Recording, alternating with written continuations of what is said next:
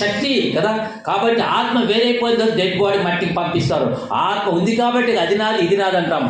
కాబట్టి పాట ఉంది, నీలో ఆత్మ కదా ఉంది కదా, నీలో ఆత్మ సగము నరకం ఉంది, నమ్మకపోతే నిత్య నరకం ఉంది.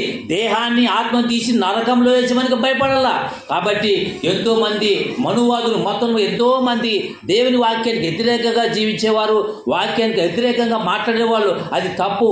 అందుగురించి ఆత్మ సంబంధంగా జీవిస్తే తప్ప నీకు ఆరోగ్యము ఆవిష్నిస్తాడు దేవుడు కదా. ఈ భూమి మీద కొలసి రాశి పత్రికలో మరి కొలసి రాశి పత్రిక 3:1-3 వరకు చదవండి ప్రియులారా. ఆత్మ విషయమై దీనులైన వారు ధన్యులు, పరలోక రాజ్యం ఇస్తానంటాడు. పరలోక రాజ్యం ఎవరిది? తగ్గించుకొని బతకాలా, భయభక్తులుగా బతకాలా, ఆత్మ ఫలాలు కలిగి ఉండాలా, సత్యాలతో కొనసాగింది. ఇవి కలిగినప్పుడు నీకు ఆవిష్నిస్తాడు. కదా హిజ్కియాని ఏ విధంగా ఇచ్చినాడు? ఆవిషించాడు. నీకు నాకు మనకు కూడా మన పద్ధతులు బాగుండాలి కదా. అందుగురించి పిల్లరా, భయభక్తులుగా కొనసాగిస్తే ఆశీర్వాదం ఉంటుంది. ఈ భూమి మీద కొద్ది కాలం కొలసి రాశి త్వరగా చదవండి. కొలసి రాశి పత్రిక 3:1 నుంచి చూడండి పిల్లరా. మీరు క్రీస్తు లేపబడిన వారైతే పైన వాటిని వెతకండి, అక్కడ క్రీస్తు దేవుని కుడి పార్శ్వమున ఉంటాడు కదా. ఎంత గొప్ప దేవుడు. 3:3 ఏముందంటే, మీరు క్రీస్తు లేపబడిన వారైతే అంటే సమాధి కావాలా. ఒకసారి బాప్తిసం తీసుకున్నాక సమాధి అంటే సమాధి తిరిగి జన్మించుట, పర సంబంధమైన ఇల్లు వెతకాల. ఆస్తి నీ చేతులు కొంత ఆస్తిని బట్టి దేని బట్టి ఉలాడతాం. అది కాదు. ఆశల కొరకు అంతస్తుల కొరకు కాదు, మన ఆయన చేతులు ఉంది కాబట్టి దేని కొరకు మనం పోరాటం పడుతున్నాం కదా. యేసు ప్రభువు చెప్పాడు, ఆత్మ గురించి అధ్యయనం చేయాలా. ఆత్మ ఉంటే నరకం ఉంటే స్వర్గం ఉంటుంది. ఆత్మ గురించి కోట్ల సంవత్సరాలు ఉంటుంది. ఆ ఆత్మ చాలా ఉంది. ఆవిషను పెంచుకోవాలంటే వాక్యానుసారంగా బతకల. హిజ్కియాని చూసాం కదా. హిజ్కియాకి ఎవరు ఇచ్చారు? మనసు ఇచ్చారా? ఏ డిపార్ట్మెంట్ ఇచ్చిందా? దేవుడని ఆయన ఇచ్చాడు. మా ఆత్మల కన్న తండ్రి.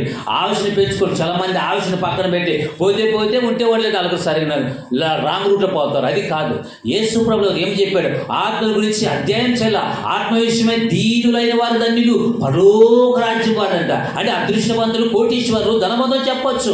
ఆత్మ సంబంధంగా పోరాటం చేయాలా, ఆత్మీయంగా జీవించాలా. ఇది బతికంత కాలం 90 కీర్తన 10 చేస్తే 60 లేక 70. ఇది గ్యారెంటీ కాదు. ఒక వాచ్కి ఉంటుంది, ఒక సెల్లికి ఉంటుంది, బ్రాండెడ్ ఇస్తారు. మనిషి గ్యారెంటీ లేదు. కాబట్టి మనము భయభక్తులుగా ఉండాలంట. మనము నీతిగా బతకాల, ఆత్మీయంగా జీవించాల. ఈ భూమి మీద 60 సంవత్సరాలు లేక 70. ఈ కొద్ది కాలంలో ప్రభువు మహిమాట బతుకుతున్నామా? ఒకసారి ఆలోచించండి పిల్లరా. చూడండి కొలసి 3:3 ఏముంది? కాబట్టి ఈ కొద్ది కాలం పైనున్న వాటినే కానీ ఎలానగా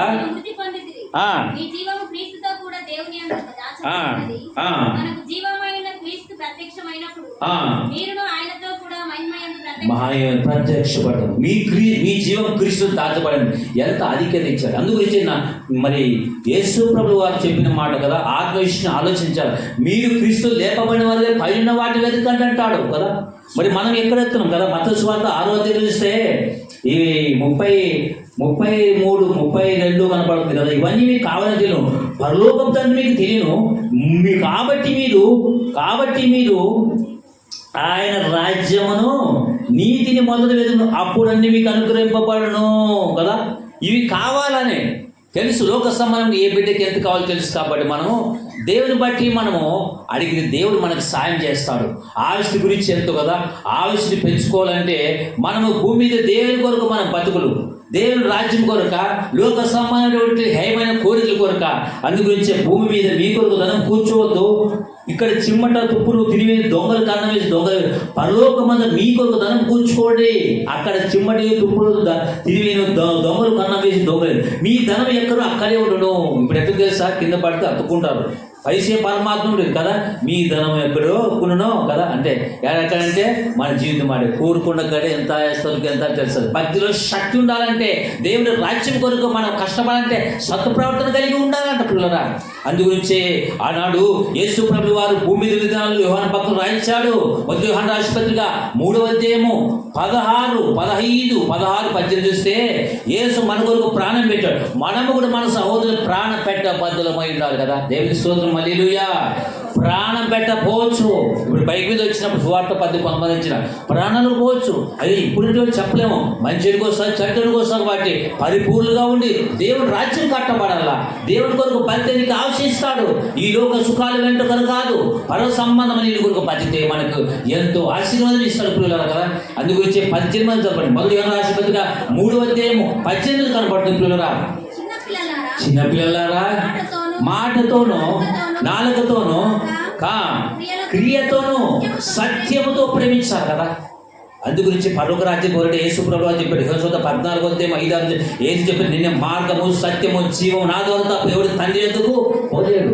పరలోక రాజ్యం పోవాలంటే మేము వస్తాం లేదు సార్, మీరు యేసు ప్రభువుని నమ్ముకుంటారు, మేము ఇంట్లో వస్తుంటే పరలోక రాజ్యం భూలోకమా? పరలోక రాజ్యానికి పోవాలంటే యేసు ద్వారానే బైబిల్ చెప్తే కొంత మూర్ఖంగా మాట్లాడు. జ్ఞానము మూర్ఖునికి ఎంత చెప్పినా అర్థం చేసుకోరు కొంతమంది మూర్ఖంగా. మరొకసారి ఎమ్నూరులో మాకు ఎంపీ చర్చ్ కూడా ఒక సిస్టర్ ఉంది. ఆమె యేసు ప్రభువుని శనివారం ప్రార్థన అని అంటుంది. నాతో వాది సార్ మీ చర్చికి వస్తాను బోధ చెప్తాను, యెహోవాయే దేవుడు శనివారం ప్రార్థన అంటారు. అమ్మ తల్లి అట్లా మాట్లాడద్దు, నీవు 10 మందిని మారుస్తున్నాడు. యెహోవాయే దేవుడు, యేసు ప్రభు దేవుడు కాదా? ఆయన కూడా దేవుని కుమారుడు, దేవుడు చనిపోతులే చెప్పినాం. కొంతమంది సొట్టబిట్ట మాట్లాడతారు, సరైనది కాదు. తండ్రి ఉన్నాడు, కుమారుడు ఉన్నాడు, పరిశుద్ధాత్మ ఉన్నాడు. కాబట్టి ఈ ముగ్గురు పరిశుద్ధాత్మను రాపించి నీ చేతిలోకి ఇస్తే యెహోవానే శనివారం పాటిస్తే ఎట్లమ్మని చెప్పేసిన. పునరుత్థానం ఆదివారం ప్రభు మరువు లేపాడు. తండ్రి అయిన దేవుడు యేసు ప్రభుని ఆదివారం పునరు ప్రపంచం చేసుకుంటే కొంతమంది శనివారం పాఠం చేసుకుంటారు. ఎంత విచారకరం. కాబట్టి మనం ఆలోచించాలి. బైబిల్ ఏం చెప్పింది పాటించాల్సిందే. కానీ మరి బైబిల్ ఏం చెప్పింది మనం ఏం చేస్తున్నాము? జ్ఞానము గలవాడు విని పాండిత్యం వృద్ధి చేసుకుంటాడు. మూర్ఖంగా పోతే నష్టపోతాం కదా. సామెత గ్రంథం 1:5 కదా. జ్ఞానము గలవాడు విని పాండిత్యం వృద్ధి చేసుకుంటాడు. సేవకులు చెప్పిన మాటకు లోపడాలా. ఎందుకంటే సేవకులు బైబిల్ ఉన్నది చెప్తారు. వాళ్ళు ఎందుకు చెప్తారు అబద్ధాలు? వ్యతిరేకంగా మాట్లాడేది కొంతమంది లేకపోలేదు సమాజంలో. కానీ మీ ఊరు చాలా కొన్ని చోట చెప్తున్నారు. నేనైతే తెలిసింది బైబిల్లో ఉన్నదే చెప్తాను. ఎందుకంటే క్రీస్తు నిజమైన దేవుడు లోక రక్షకుడు ఉన్నాడు కదా. ఆయన పరలోక రాజ్యం భూలోకానికి వచ్చి నీ కొరకు నా కొరకు పడి నిన్ను పరలోక రాజ్యం చేర్చడానికి, ఆ రాజ్యం చేర్చడానికి నేను ఈ లోకానికి ప్రాణం పెడితే మనం ఏ ఇంట్లో ఉన్నాం? అందుగురించి ఆశని పెంచుకుంటున్నామా? దేని పెంచుకుంటామో? నీవు నీ పిల్లల కొరకు నీ కొరకు పడుతున్నావా? దేవుని రాజ్యం కొరకు నీ కుటుంబాన్ని నడిపిస్తే దేవుని ఆశీర్వాదం పిల్లరా. లూకా సువార్త 12వ అధ్యాయం 10 చూస్తే ఒక వ్యక్తి ఉన్నాడు. చూడండి, లూకా సువార్త 12:16 చదవండి పిల్లరా. మరియు ఆయన వారితో ఈ ఉపమానం చెప్పెను. ఒక ధనవంతుని భూమి సమృద్ధిగా ఉండెను. అప్పుడు అతడు నా పంట సమకూర్చుకొనుటకు నాకు స్థలము చాలదు కనుక నేనేమి చేతునని తనలో తాను ఆలోచించుకొని నేను ఇలాగ చేతును, నా కొట్లు విప్పి వాటి కంటే గొప్ప వాటిని కట్టి. ఈ ధనవంతుల గురించి చదవాలంటే చాలా సార్లు మనకి ఏమన్నాడు? ఫైనల్ గా 18 చూస్తే ఈ ధనవంతుడికి దేవుడు సమృద్ధి ఇచ్చాడు. ఏమనుకున్నాడు? రాత్రి కలగన్నాడు. ఏం చేసినాడు? అన్ని సాల్వని తన ప్రాణంతో ఏమన్నాడు? ఎన్నో వచ్చిన మనం చూస్తే కనపడు. నా ప్రాణంతో. కొంత మందుతోనే మొక్కలు కలుపుకుంటారు. డబ్బు పైసలు కదా, అన్నం లేకున్నా పడదు కదా, డబ్బు కనపడదు జనానికి. డబ్బు గుండు కొట్టు ఆశ ఉండొచ్చు, మంచి దురాశ ఆశ ప్రతి దేవునికి ఎంత కావాలంత ఇస్తాడు మనకి, కాదనిలే. ఆశ ఉండొచ్చు, దురాశ అని చాలా ప్రమాదకరము. ఈ వ్యక్తి నా ప్రాణంతో ఏమన్నాడు తెలుసా? తినుము తాగుము. ఒక ఆయన రోమన్ కాథలిక్, అది మల్కాపూర్ బెమిరూరు మండలం కిందకి వస్తుంది. నేను పోతున్నా మా ఊదా. ఆ ఊర్లో ఆయన బైబిల్లో ఉపదేశం ఆయన చెప్తున్నాడు, వాక్యమే చెప్తాడు. ఎవరు సేవకులు రానిరు. ఆడ తినుము తాగుంది కదా సార్, ఆ సంఘానికి కొంతమంది తాగొచ్చి తినవచ్చు అని అది కూడా నేర్చుకున్నారు. మొత్తం మద్యం ఏమైతుందంటే ఆ ఊరు ఎవరు రోమన్ కాథలిక్ మండలానికి అది 7th వాళ్ళు వచ్చేసి ఆయన చెప్తాడు, ఇది బైబిల్లో ఉందే కదా సార్, తాగొచ్చు అన్నాడు. పౌలు తీసుకోలేదని చెప్తాడు సందర్భం బట్టి. ఆయన తాగేదే తాగాడు కదా, వాళ్ళకి అనుకూలంగా మార్చాడు. తినుము తాగుము బైబిల్ ఉంది కదా, ఇంకా తాగొచ్చు. అవును తాగేది. ఇంకోసారి ఆడ చూపించాడు కదా మద్యం గురించి కదా. ఆ కొంత పుచ్చుకొని పౌలు చెప్పంటే ఆ మాటను పట్టుకొని కొంత అది సరైన సందర్భం న్యాయమేనా? ఎంత విచారంగా అనేక సంఘాన్ని ఆయన రాంగ్ రూట్ నడిపించాడు. అట్లా కాదని చెప్పినాను. తినుము తాగము కింద ఏముంది? ఈ రాత్రికే నీ ప్రాణం తిని తాగి ఎగరడానికి, దేహాలు ఎగరడానికి, కూతురు పెట్టి డ్యాన్స్ చేయడానికి, ఎంజాయ్ చేయడానికి, డ్యాన్స్ బేబీ డ్యాన్స్ సర్కస్ చేయడానికి ఇచ్చాను ఈ బతుకు. దేవుని కనపరచడానికి బతుకిస్తే ఏం చేస్తున్నా ఈరోజు కదా. అధికమైన దుర్మార్గ పనులు చేయకమని బైబిల్ చెప్తుంది. ప్రసంగి గ్రంథం నీటి చదివితే కదా.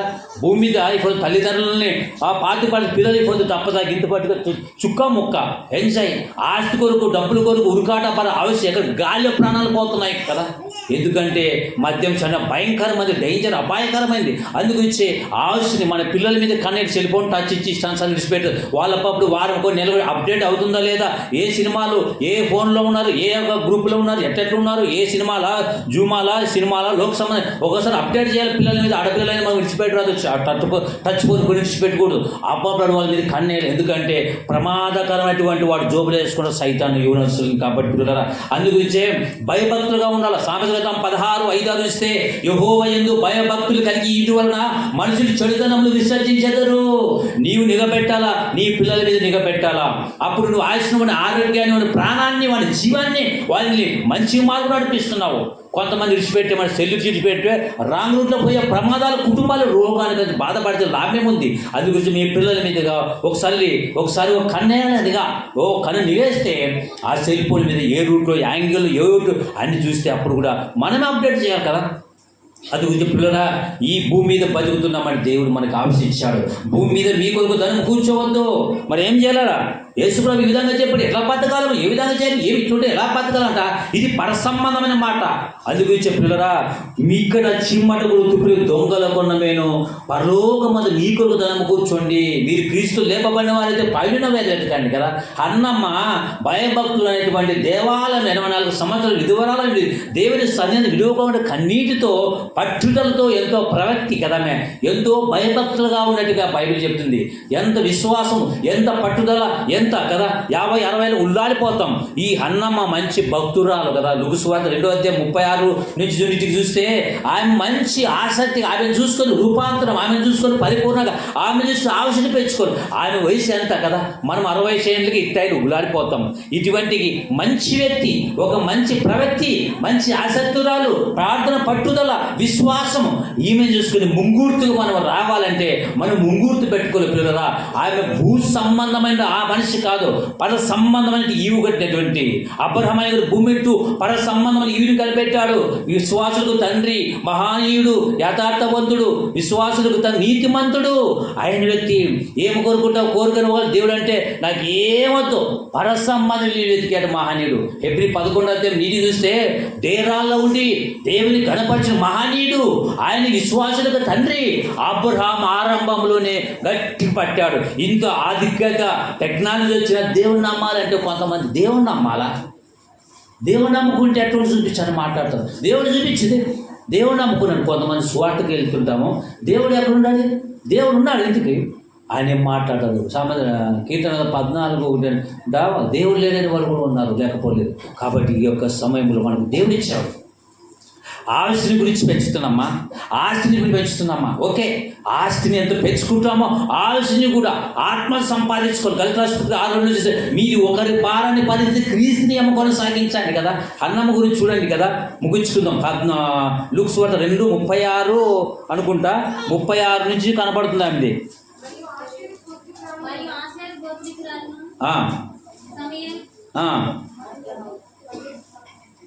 చదవండి.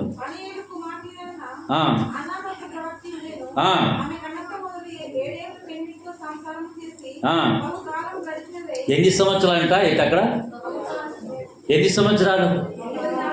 84. ఎంత కదా. దేవాలయం దేవుడి సన్నిధానం ఏం చేసిందామె?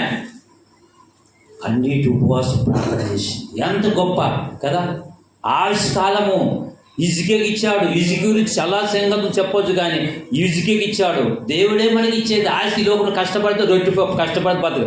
ఆస్తిని పెంచుకోవాలంటే ఆయన చేతులు ఉంది. కాబట్టి మనకి అనేక సందర్భాల్లో కదా. కీర్తన 90:10, లూకా సువార్త 12:16, ప్రసంగి 6:3, ప్రసంగి 2, ఇవన్నీ చూస్తే ఆస్తిని గురించి రెఫరెన్స్ చాలా మనకి దొరుకుతున్నాయి. కాబట్టి ఆస్తిని అడిగితే ఇచ్చేవాడు ఆయన, బలం ఇచ్చేవాడు. భూ సంబంధమైన ఆత్మీయంగా ముందు నా నీతి, నా రాజ్యం అయితే అన్ని ఇస్తాడు. ఆస్తి లోకంలో ఈ లోకంలో ఆశిస్తాడు, పర సంబంధమైన ఈవులు ఇస్తాడు, ఆవులు ఇస్తాడు. అందుగురించి మత్తయి 11 చూస్తే ప్రయాసపడి భారం మోచిన సమస్త జనులారా మీరు నా దగ్గర రండు, నేను మీకు విశ్రాంతి. అంటే ఈ ఆత్మ నా కొరకు కష్టపడవు, నిందలు పడ్డావు, బాధలు పడ్డావు, ఆత్మ కొరకు పర సంబంధమైన ఆశీర్వాదం. ఈ మాట ప్రయాసపడి భారం మోచిన సమస్త జనులారా మీరు నా దగ్గర మీకు విశ్రాంతి. ఈ ప్రపంచంలో ఎవరివ్వగలుగుతామంటే మాట చెప్పగలరా? కష్టపడి పనిచేసే రాత్రి పడుకుంటాం. ఇది ఈ సంబంధమైన మాట చూస్తాం. ఈ ఆత్మకు కొన్ని కోట్ల సంవత్సరాల పరలోక రాజ్యం ఉందండి కదా. అది ఆత్మ కొన్ని కోట్ల పరలోక రాజ్యం నన్ను నమ్మిన బిడ్డ ఆస్తికర్తలకు చేస్తా అంటాడు. నీకు విశ్రాంతి ఇస్తాడంట. నువ్వు నేరు దేవుని కొరకు నిందలు, బాధలు, కష్టాలు, అవమానాలు పడితే నా కుమార్తె హిమోతి, నా కుమార్తె అన్నమ్మ, భాగ్యమ్మ నా కొరకు ఎంతో నిందలు, ప్రాణాలు పోవుట్రా నీకు నా కొరకు అని నీకు పిలిచిస్తాడు సీటు. అందుకు సత్క్రియలు కొనసాగించాలంట కదా. సత్య ప్రవర్తన 3:10 చూస్తే మాట చేత కాక క్రియతో సత్యంతో ప్రేమించాలంట కదా. అందుని బట్టి ఈ ప్రపంచానికి నీవే, నేను ఒకటి కాదు, నీవే యేసు రక్తంలో కడగడం. ప్రతి ఒక్కరూ సువార్త చెప్పాలా, సాటించాలా, పాట ద్వారా, వ్యక్తిగతం ద్వారా, సాక్ష్యం ద్వారా మన జీవితాలు రూపాంతరం కావాలంటే అప్పుడే నీకు ఆవిష్కారం దేవుడు పరిపూర్ణంగా ఇస్తాడు. అందుగురించే ధనవంతుడితో తినుము, తాగు, ఎగరాడు, ఎంజాయ్ మనం ఆశలు పెంచుకున్నాడు. దావీదంటాడు, నా ప్రాణంతో యెహోవాను సన్నతించుము, అంతరంగంలో సమస్తమా ఆయన చేసిన ఉపక దేనిని మరొకమో కదా. ఆస్తి కావాలంటే ఆయన ఇస్తాడు. దేవుని చేతిలో ఉంది, ఆస్తి మన చేతిలో ఉంది. ఈ లోకంలో ఆస్తి గురించి పారాటమా, ఆస్తి గురించి ఆరాటమా, ఆత్మ గురించి ఆరాటమా? అందుగురించి పిల్లరా దేవుని మాటలను చూస్తే చాలా సంగతులు మనకు కనబడుతున్నాయి కదా. అందుగురించే దేవాది దేవుడు నీకు చెప్తున్నాడు, మీరు క్రీస్తు లేపబడిన వారైతే పైన వాటి వెతకండి. ఏముంది? పరలోకం, భూలోకం, పాతాళలోకం, 3 లోకానికి చక్రవర్తి క్రీస్తు తండ్రి దేవుడు ఈ లోకానికి వచ్చి యజ్ఞం చనిపోయి తిరిగి లేచిపోయినా ఈరోజు నమ్మని కొంతమంది ఇంకా అదులు ఉన్నారు. అందుగురించి దేవుని కుమారుడు అయినటువంటి క్రీస్తు ఆయన రక్తం చిందించి ప్రాణం పెట్టి మన కొరకు ఎంతో భయభక్తితో కూడా తల్లికి ఇష్టంగా పట్టింది. మన జీవితాలు కూడా సమర్పించుకోవాలా. మన దేహాలు దేవుని చేతిలో పనిముట్టుగా, సాధనాలుగా, ఒక పౌరు వలె, ఒక స్త్రీల వలె, ఆకుల ప్రసిద్ధుల వలె మంచి ఈమె వృద్ధాపంలో శరీరం సాకరించబడిన దేవాలయం కూడా దేవుని సన్నిధానికి ఎంత ఆవిష్కారం ఇచ్చాడు, ఎంత బలం ఇచ్చాడు. హన్నమ్మ మంచి గోత్రులు, ఆశేని గోత్రి ఎంత బలమైనటువంటి వ్యక్తి. మనము కూడా ముంగూర్తుగా ఉండాలని మరి దేవుని వాక్యం చెప్తుంది. హన్నా వలె మన జీవితం కదా. ఆధ్యాత్మిక జీవితంలో ఒక ఆవిష్ని పెంచుకునే వారుగా వాక్యం హృదయ పనే పలక మీద పట్టుదలతో ఆయన మాటలు మనలో ఉంటే ఆశీర్వాదం. ఎన్ని కష్టాలు, బాధలు, ఇబ్బందులు వచ్చినా నీకు పరలోక రాజ్యం ఇస్తాడు వాక్యానుసారంగా జీవిస్తే కదా. వాక్యానుసార జీవితం ఎలా ఉంది? ఆత్మ విషయమే దీనులైన వారు ధనులు, పరలోక రాజ్యం వారి పిల్లరా. ఒకసారి ఆలోచించుకుందాం. మన జీవితంలో యేసు ప్రభువు వారు చెప్పిన మాట వీళ్ళు లోబడి నడుచుకుంటే ఆశీర్వాదము. అందుగురించే భూమి మీద మీ కొరకు ధనం కూర్చోవద్దు, పైన వాటి వెతకండి. వాక్యాన్ని 66 పుస్తకాలు కానీ మహావేద గ్రంథాన్ని మనకి ఇచ్చాడు. మన మనసు దాచిపెట్టడానికి సంసిద్ధులుగా ఉన్నామా? ఒక హన్నా వలె జీవించడానికి ఒక అబ్రాం భూమి మీద పరలోక రాజ్యం కొరకు కనిపెట్టాడు. మనం కూడా అలాగా జీవితాలు జీవిస్తే మనకు సాయం చేస్తాడు. తలలోంచుకుందాం పిల్లరా. ఒకసారి ఆలోచన చేసుకుందాం. ఆలోచించేవాడు ఆయన, ఆరోగ్యం ఇచ్చేవాడు ఆయన. అందుగురించి పర సంబంధమైన ఈవులను వెతకాల, భూ సంబంధమైనటువంటి వద్దంటున్నాడు. మీరు క్రీస్తు ముందు నా నీతిని, నా రాజ్యాన్ని అన్ని ఇస్తానంటాడు. నువ్వు సిద్ధపాటు ఉన్నావా? ఒకసారి ఆలోచించుకుందాం పిల్లరా. ప్రార్థన చేసుకుందాం. ప్రేమల తండ్రి, భూమి మీద మీ కొరకు ధనం కూర్చోదు, పైన వాటి వెతకి చెప్పిన గొప్ప దేవుడా, నీ పాదాలకు స్తోత్రాలయ. ఈ రీతి కొన్ని నిమిషాలు సాయం చేశావు నా దేవా. కొన్ని నిమిషాలు మాకు సాయం చేసిన స్తోత్రాల. నీ ఘనమైన మనకి స్తోత్రాలు. మైక్ ద్వారా మాకు కొన్ని మాటలు పరిశుద్ధాత్మ దేవా వినిపించినందుకు స్తోత్రాలు. మరి పైన వాటిని వెతకండి అని చెప్పిన గొప్ప దేవా నీ పాదాలు పొందినాను. మిగతాపైన వాక్యం అందరి హృదయాల్లో నీరు కట్టి ఫలించే భాగ్యం ప్రసాదించమని కొన్ని సాయం చేసినందుకు పరిశుద్ధాత్మ దేవాది దేవా నీకు కృతజ్ఞతాసు చెల్లిస్తూ సాయం చేసినందుకై వందనాలు. క్రీస్తు పేరున వేడుకుంటున్నాము మా పరమ తండ్రి. ఆమేన్.